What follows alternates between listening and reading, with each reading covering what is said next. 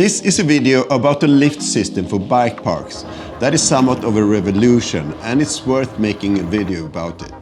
Here's why. Up here in the north, skiing used to be for everyone when I was growing up. Every little hill that had a few centimeters of snow had a ski lift. And many of those ski lifts look like this. It's a T-bar ski lift. I have a love-hate relationship with them. As a child, it's easy to fall off them, but they're inexpensive to set up and enable skiing for everyone. Nowadays, ski holidays are more like luxury holidays. The prices for lift cards and accommodation is way over most people's budget. And that's not only because of greedy companies. The cost for running a ski lift and a resort has also gone up. This poses a problem for bike parks. I've heard that one winter week brings in the same kind of money as a whole summer season at a few resorts. That means that there isn't much budget left for a bike park. On the other hand, there are resorts, especially in the south, which makes more money in the summer months than the winter months. So there are exceptions. But my point is, money is an issue.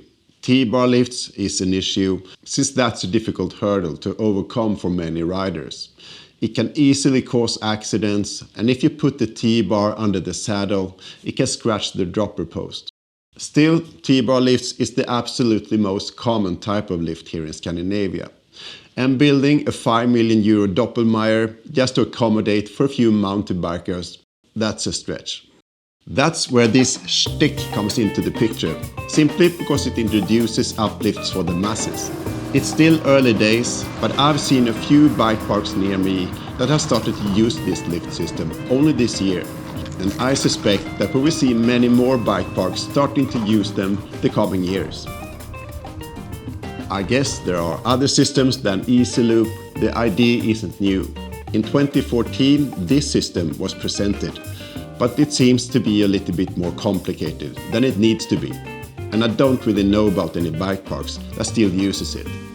In this video, I will focus on the easyLOOP, since that's what I tried, and now to how everything works.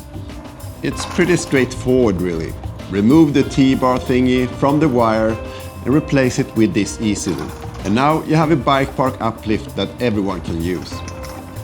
So here's how you use it. First rule is to not do as I did the first time. There should be no fingers on any brake. The bike should move with the easyLOOP when you grab it. The cup is placed under the stem like this. It's really called a pull claw, but I just call it a cup. It's not very complicated, but on this bike there's kind of a small slot where the cup can fit. I had it too low the first time. I don't think it sits perfectly here. And in a bump the easyLOOP fell off. There's a slow section, so oops, yeah, saw that. Now it sits.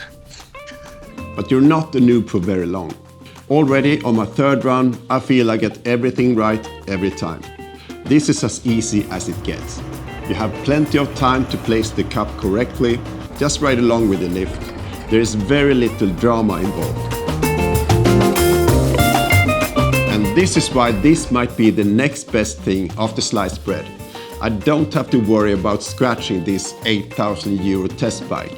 And inexperienced riders don't have to worry to fall off when it gets steep, which leads us into where the easyLOOP can be used. When I was a kid, I thought this particular lift was steep.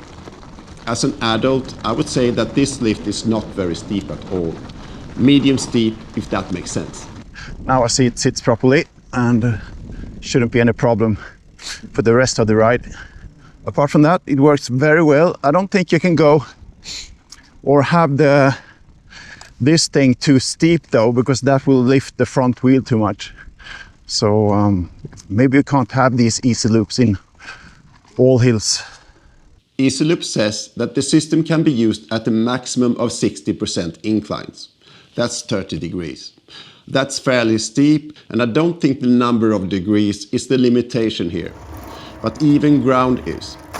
If it gets bumpy and the wire slacks, the easyLOOP can fall off. And if there is a short flat section and the bike starts to roll faster than the lift, you need to apply the brakes a little. Time to demount. Just pull this gently and let it go. I let it go too early here and it touched the ground, which it shouldn't do. But when I release it here, that isn't a problem.